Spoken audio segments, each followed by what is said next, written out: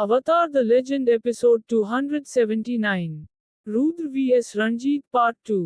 6 साल पहले चंद्रपुर साम्राज्य। सुबह का समय, जगह महल के सामने वाला अभ्यास स्थल।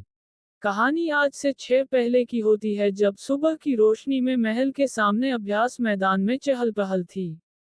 हल्की कवच पहने राजकुमार रुद्र 20 साल उम्र का सामना अपने वफादार सैनिक वीर से हुआ। उनकी तलवारें बार बार टकरा रही थी जिसकी गूंज पूरे प्रांगण में सुनाई दे रही थी। ऊपरी हाथ हासिल करने के लिए दृढ़ संकल्पित रुद्र ने कई आक्रामक हमले किए। हालांकि अपनी उत्सुकता में रुद्र ने अपनी रक्षा को खुला छोड़ दिया। वीर ने अभ्यास के साथ सहजता से एक तरफ कदम बढ़ाया और तेजी से रुद्र को निहत्था कर दिया जिससे उसकी तलवार जमीन पर गिर गई।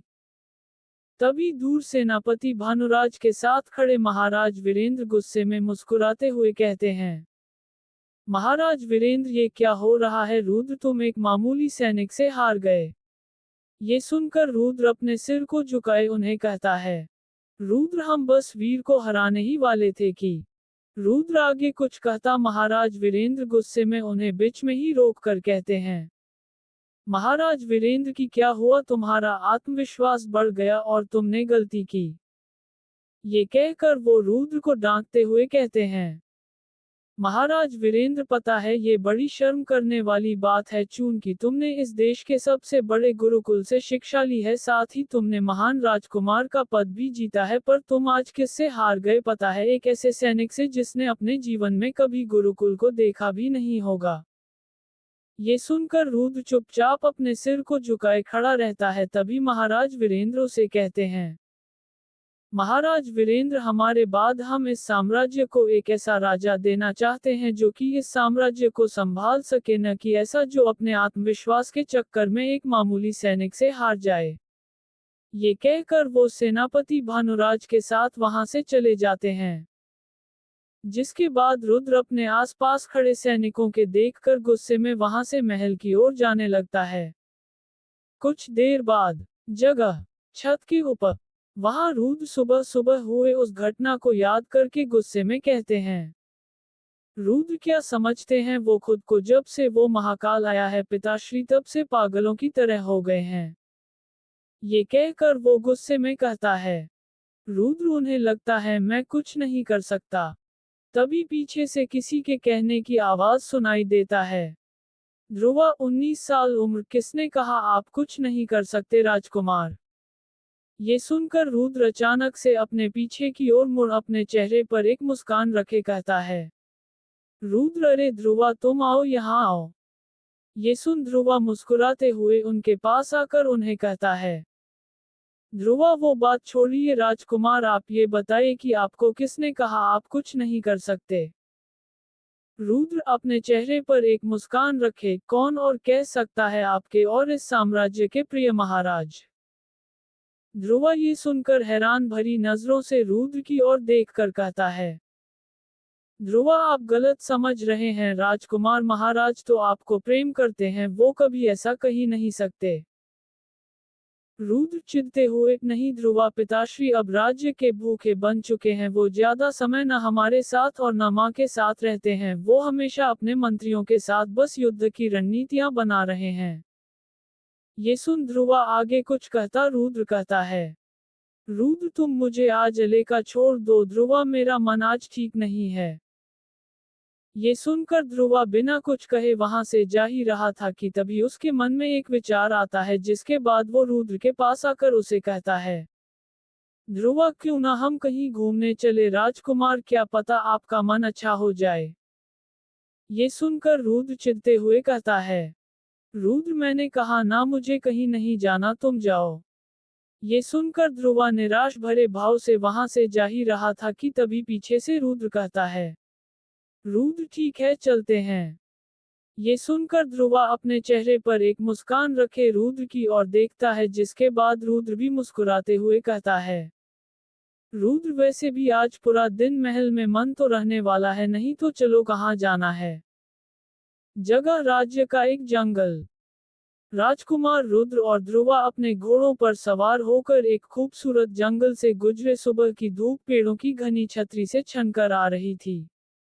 जंगल पक्षियों की चहचहाहट और पत्तों की सरसराहट से जीवंत था, जिससे प्रकृति की एक सिम्फनी बन रही थी। जब वे घोड़े पर सवार हुए तो जंगली फूलों की खुशबू हवा में भर गई और पत्तियों के जीवंत रंगों ने एक शानदार पृष्ठभूमि तैयार की। जगह नर्मदा नदी के किनारे। जंगल से निकलकर वे एक शांत नदी के किनारे पहुंचे। पानी सूरज की रोशनी में चमक रहा था, जो साफ नीले आसमान को दर्शाता था। बहती नदी की कोमल कलकल शांत वातावरण में चार चांद लगा रही थी। रुद्र और ध्रुवा दोनों ही अपने आसपास की लुभावनी सुंदरता को निहारते हुए घोड़े से उतरे। शांत वातावरण, इसकी हरी भरी हरियाली और नदी की मधुर ध्वनि ने उनकी यात्रा से एक बेहतरीन राहत प्रदान की, जो प्रकृति के बीच शांति और प्रतिबिंब का एक पल प्रदान करती है। ये देखकर रुद्र आश्चर्य होकर ध्रुवा से कहता है, रुद्र, ये तो स्वर्ग की तरह एक सुंदर जगह है। ध्रुवा, मुझे कभी इस जगह के बारे में पता नहीं चला। ये सुनकर ध्रुवा धीमी आवाज में कहता है, ध्रुवा, महल से निकलेंगे तब तो पता चलेगा ना। ये सुनकर रुद्र हैरान भरी नजरों से ध्रुवा से कहता है, रुद्र, क्या कहा? ध्रुवा मना करते हुए कहता है, ध्रुवा, कुछ नहीं राजकुमार। इसके बाद रुद्र नदी किनारे एक पत्थर के ऊपर बैठकर एक राहत भरी सांस लेता है। रुद्र ध्रुवा की ओर देखकर, आओ बैठो। इसके बाद ध्रुवा आकर रुद्र के पास बैठ जाता है। तभी रुद्र अपने सामने के सुंदर परिवेश को देखकर कहता है, रुद्र, कितना सुंदर परिवेश है ना। ध्रुवा, राजमहल में पूरा दिन कटाना कितना मुश्किल है, पर यहाँ बस सुकून ही सुकून है। इसके बाद रुद्र ध्रुवा की ओर देखकर उसे पूछता है, रुद्र, ध्रुवा, तुम हमेशा यहाँ आते हो?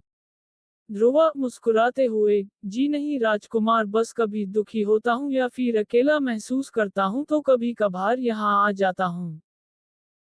रुद्र अपने मन में कुछ सोचने के बाद ध्रुवा से कहता है, रुद्र, ध्रुवा, वैसे सबको तो एक न एक दिन मरना ही है, तो क्यों न तुम मुझसे एक वादा करो, जब मैं बूढ़ा होकर मर जाऊं तब तुम मेरे आधे अस्थियों को इसी नदी में बहा देना और आधे अस्थियों को हम अभी जहां बैठे हैं उसी जगह गाड़कर इसके ऊपर एक समाधि बना देना, ठीक है?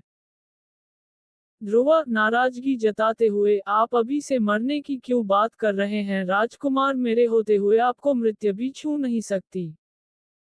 ये सुनकर रुद्र हंसते हुए कहता है, रुद्र, अरे बाबा, तुम तो गुस्सा होने लगे। अरे मैं तो बस तुम्हें ये कह रहा था कि जब मैं बूढ़ा होकर मर जाऊंगा तब तुम मुझे यहाँ ले आना, मैं अपना बाकी का समय यहाँ बड़े आराम से बिताना चाहता हूँ। ध्रुवा, ठीक है, तो मैं भी आपके साथ यहाँ आकर आपके साथ रहूंगा। रुद्र हंसते हुए, ठीक है, रह जाना मेरे साथ। इसके रुद्र कुछ देर मन ही मन सोचने के बाद ध्रुवा की ओर देखकर उसे कहता है, रुद्र, ध्रुवा। ध्रुवा, जी राजकुमार।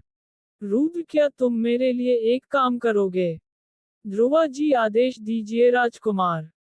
रुद्र, क्या तुम कुछ देर के लिए मेरे गुरु बन सकते हो? ध्रुवा मुस्कुराते हुए, ये आप क्या कह रहे हैं राजकुमार, मैं और? रुद्र नाराजगी दिखाते हुए, ध्रुवा, जितना कहा उतना करो। ये सुनकर ध्रुवा अपने चेहरे पर एक मुस्कान रखे रुद्र से कहता है, ध्रुवा, ठीक है, तो बताइए राजकुमार, क्या समस्या है आपको?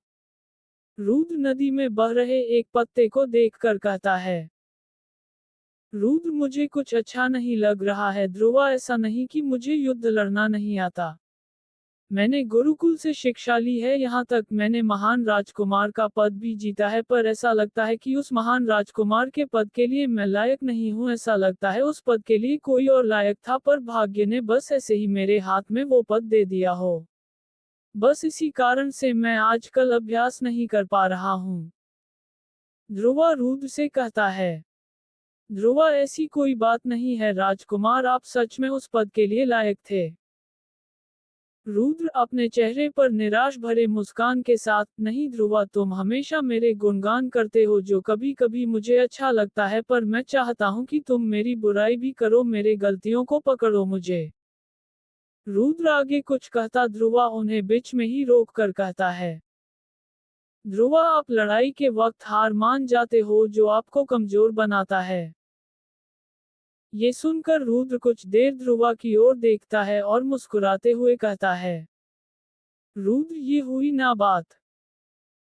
ध्रुवा जब आप गुरुकुल में थे तब आप हमेशा उन राजकुमारों के साथ अभ्यास करते थे जो कि आपसे कमजोर थे, पर जब आप यहाँ आए तो उन सब सैनिकों से अभ्यास कर रहे हैं जो कि अपनी जान पर खेलकर युद्ध में लड़ने वाले योद्धा हैं, वो जो अपनी लड़ाई को हमेशा एक दूसरी नजर से देखते हैं।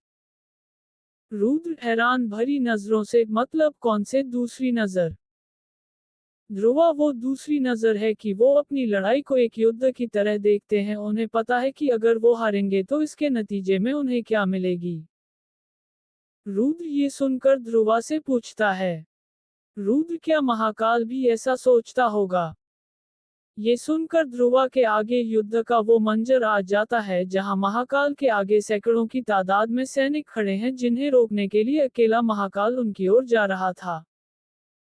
ये याद करने के बाद वो रुद्र की ओर देखकर कहता है, ध्रुवा एक बात बताऊं राजकुमार, मैं एक बार महाकाल से मिला था। रुद्र हैरान भरी नजरों से, क्या सच में? वो दिखता कैसा है? लगता है वो कोई गुस्सैल आदमी होगा। ध्रुवा चेहरे पर मुस्कान रखे, नहीं राजकुमार, वो भी हमारे तरह एक साधारण इंसान है।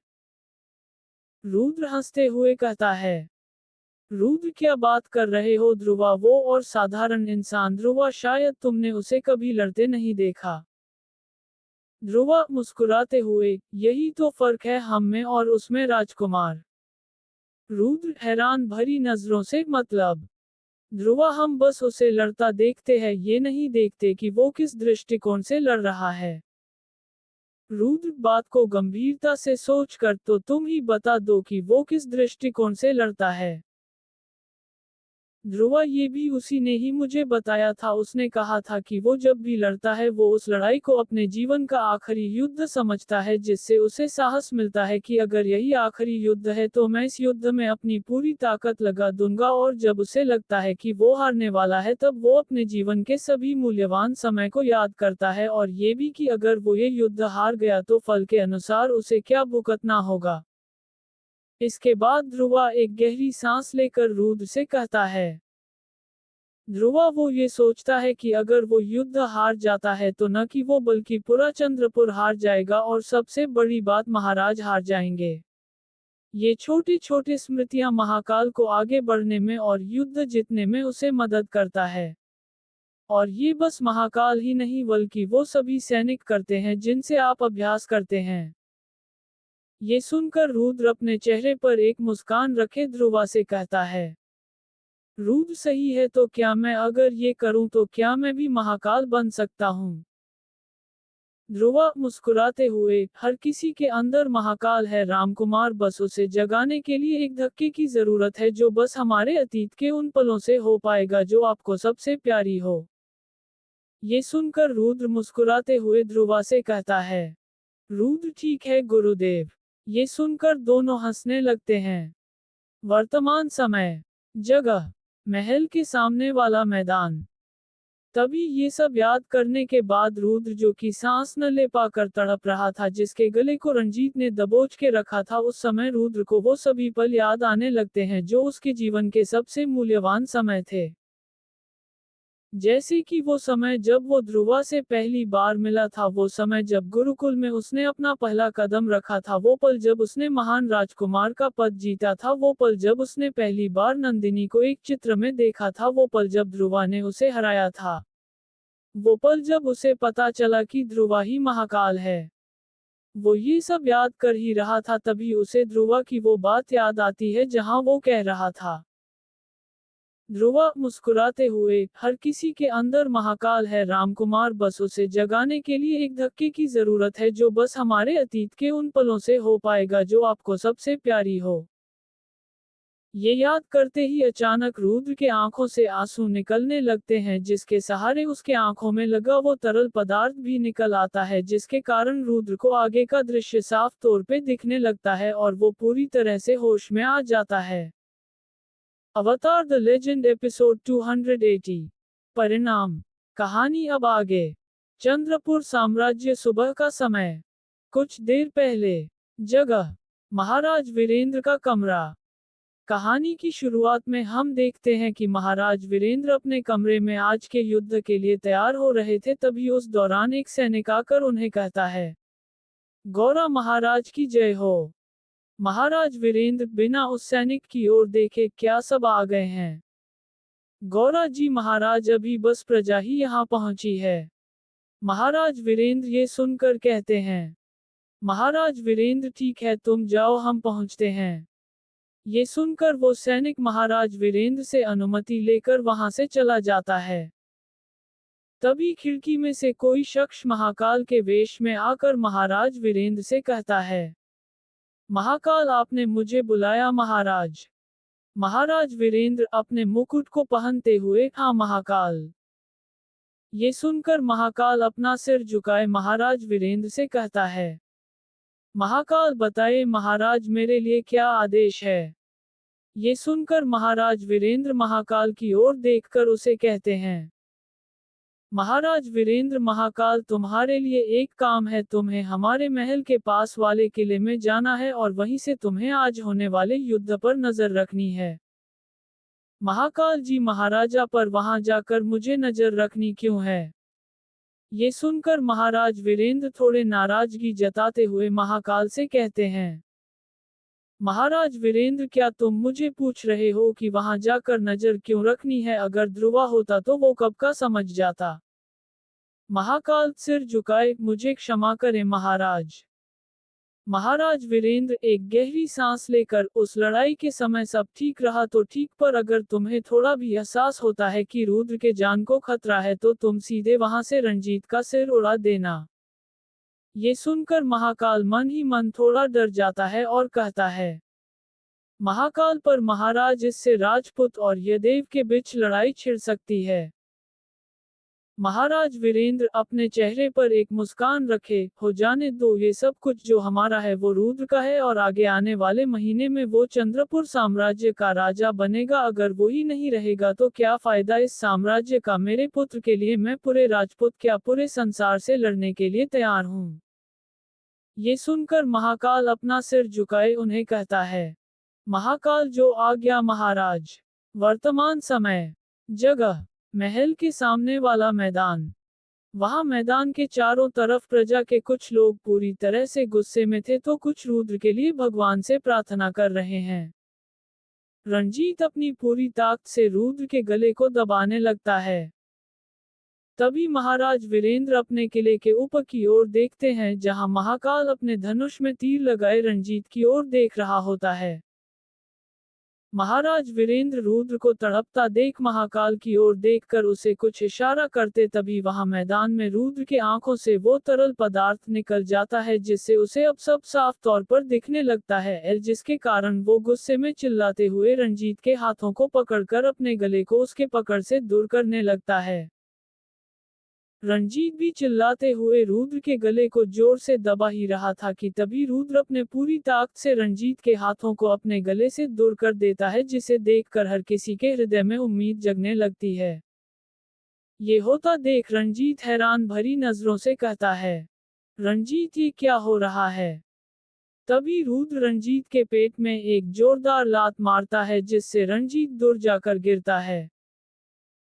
ये देखकर फिर से हर तरफ रुद्र के नाम का नारा लगने लगता है, जिसे सुनकर हार मान चुके सभी लोगों के निगाहें रुद्र की ओर आ जाती है, जहां रुद्र वापस खड़ा होकर गुस्से भरी नजरों से रंजीत की ओर देखता है।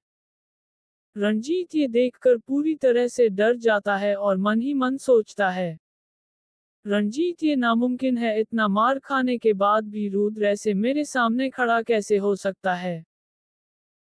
तभी रंजीत आगे कुछ कहता रुद्र तेजी से आकर उसके मुंह में एक मुक्का मारने ही वाला होता है कि तभी रंजीत अपनी फुर्ती से अपने आगे एक ढाल रख देता है, पर रुद्र का मुक्का इतना शक्तिशाली था कि वो ढाल भी रुद्र के उस वार से रंजीत को नहीं बचा पाया, जिससे रंजीत उस ढाल के साथ दूर जाकर गिरता है। ये देखकर सभी चौंक जाते हैं। तभी रंजीत उठकर और कुछ सोच पाता रुद्र तेजी से आकर रंजीत की नाक में अपना घुटना जोर से मारता है, जिससे रंजीत का नाक फटकर उसमें से खून निकलने लगता है। ये वार इतना शक्तिशाली था जिससे रंजीत का सिर चकराने लगता है। ये देखकर रुद्र रंजीत के मुंह में एक जोरदार मक्का मारकर उसे जमीन में गिरा देता है। ये देखकर सभी खुशी से झूमने लगता है। इसके बाद रुद्र को वो पल याद आता है जब नंदिनी चोट खाई हुई बिस्तर पर पड़ी हुई थी। ये देखकर रुद्र गुस्से में रंजीत के पेट में लगातार मुक्का मारते रहता है, जिसके कारण रंजीत की मुंह से खून निकलने लगता है। रंजीत रुद्र को रोकने की कोशिश करता है, पर रुद्र गुस्से में पागलों की तरह चिल्लाकर रंजीत के मुंह और पेट में मुक्का मारते रहता है और वहां पूरा राज्य रुद्र के नाम से गूंजने लगता है। इसके बाद रुद्र रंजीत के बाल को पकड़कर उसे घसीट कर पूरे मैदान में घुमाता है, जिससे रंजीत के घुटने छिल जाते हैं। वो दर्द से चिल्ला रहा था, जिसे सुनकर सबके मन को सुकून मिलता है। दूर से ये देखकर नंदिनी के आंखों से खुशी के आंसू निकलने लगते हैं। तभी वो सीधे मंच के आगे रंजीत को पटक देता है। वार इतना जोरदार था कि रंजीत दर्द से कराह उठता है। इसके बाद रुद्र पास में पड़ी अपनी तलवार उठाकर रंजीत के पास आता है और अपनी तलवार ठीक उसकी गर्दन के पास रखकर उसे क्रोधित निगाहों से देखने लगता है। तभी हर तरफ एक आवाज गूंज उठती है, प्रजा मारो मारो मारो मारो मारो मारो। ये सुनकर महाराज वीरेंद्र अपने मूंछ को ताव देकर राजा अजय राठौर की ओर देखते हैं। राजा अजय राठौर ये देखकर पूरी तरह से डर जाते हैं और मन ही मन सोचते हैं, राजा अजय राठौर, रुद्र इतना ताकतवर है, ये आज मुझे पता चला। आज रुद्र ने रंजीत को हरा कर ये सिद्ध कर दिया कि वो भारतवर्ष का सबसे ताकतवर राजकुमार है। पर अगर वह रंजीत को मार देगा तो पूरी राजपूत सेना चंद्रपुर को नष्ट करने आ जाएगी। हर तरफ ये सुनकर रुद्र रंजीत के पेट के ऊपर अपना पैर रखकर कहता है, रुद्र, मार दूं या छोड़ दूं? ये सुनकर रंजीत दर्द से चिल्लाते हुए कहता है, रंजीत, मार दे। ये सुनकर रुद्र क्रोधित हो गया और अपनी तलवार को उठाकर रंजीत पर हमला करने ही वाला था कि तभी राजा अजय राठौर ने अपनी आंखें बंद कर ली। अचानक हर तरफ शांति छा जाती है। तब कुछ देर बाद राजा अजय राठौर अपने आंखें खोलते हैं, जहां वो देखते हैं कि रुद्र ने अपने तलवार को रंजीत के सिर के पास गड़ दिया था, जिसे देखकर राजा अजय राठौर हैरान भरी नजरों से कहते हैं, राजा अजय राठौर, रुद्र ने रंजीत को नहीं मारा। तभी रंजीत की दिल की धड़कन तेज होने लगती है। रुद्र उसे कहता है, रुद्र, मैं तुझसे बेहतर हूं। ऐसा कहकर वह एक कदम पीछे हटकर अपनी प्रजा की ओर देखता है, जिसे देखकर चारों ओर से लोग रुद्र के नाम का नारा लगाने लगते हैं, जिससे हर जगह रुद्र का नाम गूंजने लगता है। प्रजा, राजकुमार रुद्र की जय हो, राजकुमार रुद्र की जय हो, राजकुमार रुद्र की जय हो, राजकुमार रुद्र की जय हो, राजकुमार रुद्र की जय हो।